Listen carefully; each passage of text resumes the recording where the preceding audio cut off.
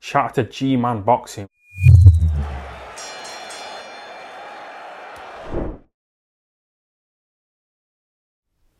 Josh Warrington versus Mauricio Lara is happening this weekend. Now, I've already given my preview, my prediction on this fight. I think I've done it about a week or two ago. And I asked the question, repeat, revenge. Personally, I believe we're going to see repeat. This fight has intrigued me. Now, Josh Warrington's a fighter I've always watched his fights. I enjoyed some of them, but he's never been a fighter who I've really been just like, oh wow, Josh Warrington, I gotta watch this. I've always liked Josh Warrington, I like his style, but he's never been one of my go-to fighters. But this fight, I'm really looking forward to. I think there's a lot of questions in this fight that many people believe they know the answer to, and in some ways none of us know any. Put like this, right? I looked at Dell, Blue Collar Sports, great channel by the way. I looked at his preview and prediction fight video on this fight. He believes Josh Warrington is going to win this fight on points. Now, I don't see that personally, although I do. It's a possibility, certainly. One thing I still find very interesting is that the first fight went 9 rounds. We never got the scorecards for that fight. Mauricio Lara was winning that fight. But what did the scorecards say? Obviously they weren't needed. But it would have been interesting to see how the judges were scoring it. Because as far as I was concerned, you could have only had one guy winning the fight. Mauricio Lara was winning the majority of the rounds in there. But it's interesting to know that we never got the scorecards released. What did they read? Could some of them have had Josh Warrington ahead? Because we've seen, not just on Eddie Hearn shows, on Frank Warren shows as well, very bizarre scorecards being read out for the home fighter. And Josh Warrington is certainly the home fighter in this fight. It's happening ahead of me. So whilst I could see the possibility of him going the distance and winning the decision, I feel as though there's too much damage from the first fight. I believe the crowd's going to be a hindrance in this fight. I really do.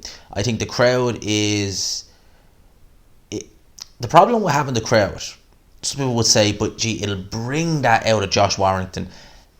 It will, but Josh Warrington's problem in the first fight was that he engaged when he shouldn't have with a much bigger puncher and he got his head taken off. And if that happens again, what do you think is going to happen again? It's the same thing. Now, I want to talk about Josh Warrington's career leading up to this point because I really believe that the matchmaking, the fact that we're in this situation now with Josh Warrington is a result of abysmal matchmaking on the part of Eddie Hearn and Matchroom. Absolutely abysmal. I watched Chris Andre's video on Deontay Wilder, Tyson Fury and how he incorporated Greek mythology in there. And I want to give that a go. And I spoke to him about it and I said, I want to give that a go. I'm not going to cover Greek mythology on it, but I want to look at Josh Warrington and how he's got to this point. And I want to compare it to the death of an English king. I'm going to compare this to the death of Richard the Lionheart. Alright? Now, Richard the Lionheart was king of England for 10 years, from 1189 to 1199. And during which time he fought in several wars and took on some of the greatest military campaigners of the decade, or that era I should say. One of them was his own father, Henry II, who just before Henry died actually he swore revenge on Richard and then died 2 days later. Richard became king. Straight away, what did he do? He went on crusade to the Holy Land, the Third Crusade, and he led his crusaders along with King Philip II of France. He led his crusaders into the Holy Land and he took on the might of one of the most feared men at the time, Saladin. Saladin was a sultan. He was the head of the army. They called them the Saracens in that time. And he was their head of that army. Now, he had taken on Christians before at the Battle of Haiti, I think is how you pronounce it, in 1187. And he had decimated them and he had won Jerusalem back for the Muslims. Now, Richard took him on. He took him on and he won many battles. It ended in a truce, but he took on one of the most feared generals of the time. He ended in a truce because he had to return to England, purely because his brother John was trying to take over his kingdom. He was giving a lot of the land in France because at the time England ruled a lot of France at that time. They ruled places like Brittany, Aquitaine, places like that, Normandy. A lot of them were back in French hands. So he took on, his brother was his name was Lackland, that kind of says it all. His nickname was that anyway, John Lackland. So it says it all about him. He even scolded his brother. He scolded his brother saying, "You're nothing more than a little boy." And he was 27 at the time, so that really shows. But he went and started taking his lands back. He engaged King Philip, it was actually, in battle several times and came out the better every single time. How did he die? They say the lion slain by the ant. He went to a castle in the north of France and tried to take that castle back. There was one crossbow man. He had a wok, which was deflecting arrows. Richard was known to be very overconfident, to the point where at times he wouldn't even wear chainmail. He'd survived illnesses, he'd survived sieges, battles, and he'd come out on top every time. This one time, he looked at that boy and he laughed at him. The boy fired an arrow at him. It struck him in the shoulder. He couldn't get his shield up in time. Now, whilst the wound wasn't fatal, it was poorly treated. It ended up getting infected with gangrene. He eventually died 2 weeks after. And they say the lion slain by the ant. The man survived all that. Over the course of 10 years, battles, wars with much bigger men, much more intimidating, in much more brutal, risky circumstances to die like that. Now, how does this go to Josh Warrington? Josh Warrington was someone who fought guys like Lee Selby. Lee Selby had one loss at the time. Took care of him, beat the crap out of Lee Selby. On paper, Lee Selby's much more formidable than Mauricio Lara. Carl Frampton after. We look at Carl Frampton versus Jamal Herring. Yeah, that was a sad sight. But Carl Frampton 2018 still had a little bit left. Beat Carl Frampton. Hurt him several times. Hurt him bad. Josh Warrington then goes fight Kid Galahad. Kid Galahad's a good fighter, undefeated and world champion now. Wins. Competitive fight. Close fight. Competitive. But wins nonetheless. Josh Warrington was built from strength to strength to strength. Was taking on guys who was beaten, who on paper much better than Mauricio Lara.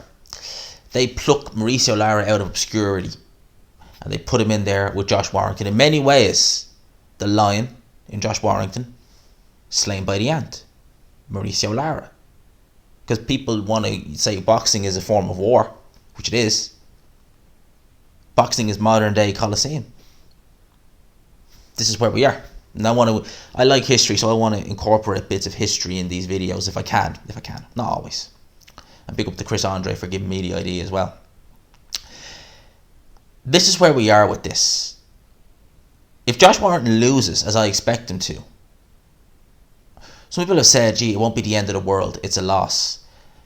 I don't look at a loss as being detrimental to someone's career, but what does he do, realistically? Mauricio Lara will get a title shot. Josh Warrington's in the wilderness. If he moves up in weight to 130 pounds, hardly going to get any easier. There might be a vacant title there saying that Oscar Valdez got popped and the B sample has come back, I think, positive as well. So maybe there, you never know with Eddie Hearn. But realistically, his career with Frank Warren was pay-per-views, because that was a pay-per-view against Frampton. Big fights against Lee Selby, Kid Galahad. To now, whilst it's a big fight for all the wrong reasons. Josh Warrington is in there with Mauricio Lara, who, as I said, no disrespect to him, was plucked from obscurity. In hindsight, it was a bad move. But how did we get here? We got here through poor matchmaking. And I think overconfidence on the part of Josh Warrington, the fact that he felt he was a bigger puncher and superior than he actually is. He's a good fighter, don't get me wrong, very good fighter. But I just think he maybe felt that he was a level above where he actually is. This fight I'm really looking forward to. It's a good undercard as well. Going off topic of this fight, if we get more undercards with a lot of fights and a lot of decent fights, the zone raising the subscription, I don't mind. But if we get Fight Camp Week 3s again, thumbs down emoji. That's all I'll say to that. I look forward to this fight. I am considering, and I'm going to try and do a little dummy run with it tomorrow, doing a live watch along for it, because I've never done one and I want to try and see how it is. I'll still do post fights. I'll just leave the stream for a couple of minutes and do a post fight. I'll see how that goes tomorrow. I'll do a little dummy run with it tomorrow, because it'd be a different phone, different mic, because I can't do it with this, because my other phone has a two-way charger. This one doesn't, so this would die sooner or later. But that's something I'm thinking of doing. I look forward to this card. Having said that, my pick and my stance on this fight is the same as it was in the prediction. Mauricio Lara inside 5 rounds. I cannot see this fight in my head ending any other way than Mauricio Lara knocking out Josh Warrington. I just can't see it. If I'm wrong, on my head be it, I'll admit I was wrong. I can't see it. I think the fans are going to play actually a disadvantage to Josh Warrington. I think they're going to cheer every time he lands a minor shot. These are Leeds fans. These are really going to be animated. They ain't going to be quiet. If Josh Warrington lands a grazing right hand, they are going to scream. And Josh Warrington, we've seen him feed off the adrenaline of the fans, and it's helped them against guys like Lee Selby, Carl Frampton. Against Mauricio Lara, I think that's going to be his detriment. I really do. Mauricio Lara is a very good fighter. Very good fighter. That's my thoughts on this. Let me know your thoughts. I hope you enjoyed the little way I'm trying to incorporate history in boxing. As I said, big up to Chris Andre, one of the best on YouTube, in my opinion, one of the very best. Gave me that idea from his video on Icarus and then the Greek philosophy. I love Greek mythology as well, so hearing that was brilliant. I just said I'd incorporate some Kings of England in this one, just to see. Who knows what I'll do for AJ Usyk for the prediction video for that, who knows.